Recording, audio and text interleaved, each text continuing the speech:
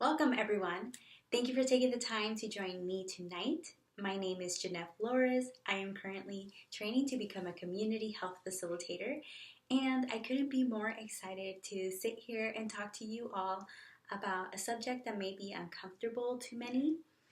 But before I get started on talking about what I'm going to talk about, I would like to share a little bit about myself and how I even got involved.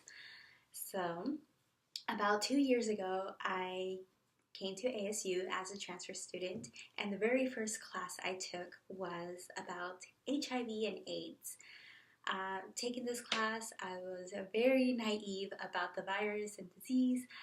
I didn't really know much, and needless to say, I learned a lot.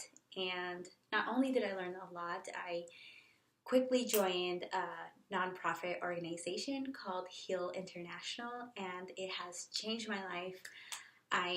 Inside the nonprofit, I work with underage children who have been sex trafficked, and some of them even have the virus themselves. So I took it upon myself to learn more, and it has become one of my very dear passions, and for those reasons, I am here today learning how to become a community health facilitator. Now, I do realize that what I am going to talk about may make some people uncomfortable. Please feel free to exit at any point of time. However, I do encourage you to stay, to learn as much as you can, to not only protect yourself, but to protect your loved ones as well. To get started, I would like to know if any of you know what HIV stands for. HIV stands for Human Immunodeficiency Virus. This virus can be spread through certain bodily fluids, and it can attack the immune system. With that in mind, we are going to learn about the ABCs of HIV prevention. You may be wondering what the ABC of HIV prevention is, so we will begin with the A. The A stands for abstinence. Abstinence may be different for every individual, whether for personal or religious reasons. However, from a scientific point of view, abstinence is anything that involves penetrative sex, and that may involve oral sex, vaginal sex, or anal sex. The B in the ABC stands for Be Faithful. Although this is a simple and easy concept, it is often assumed, and with assumption comes miscommunication. Of course, the best way to avoid that is to communicate between partners, to make sure everyone is on the same page, to have trust, and to verbally make a commitment. A commitment to get HIV tested regularly, and to promise to remain faithful to each other and only have sex with each other in order to remain safe and HIV negative. The C stands for condom. The best condoms to use would be latex, and if a person is allergic to latex, there is also the nitrile option. And the best way to use the condom is one condom per one sex act.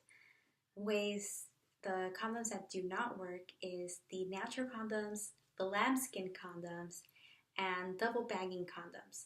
A rubber rubbing against a rubber is not safe, and it can easily break even quicker than just using one condom.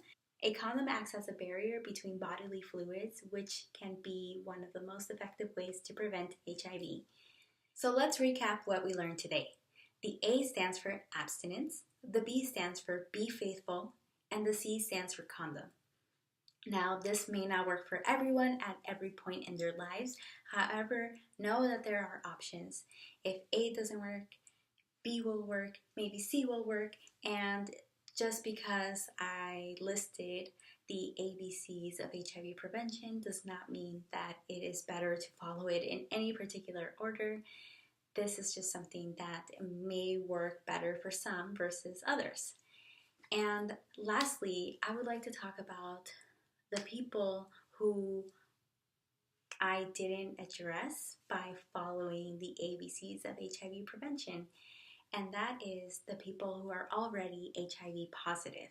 There is often a misconception that because two people are already HIV positive, it is okay to have unprotected sex. However, because one person has HIV, that means that they have a particular strain of HIV, and the other individual will have a unique strain of HIV that pertains to only them.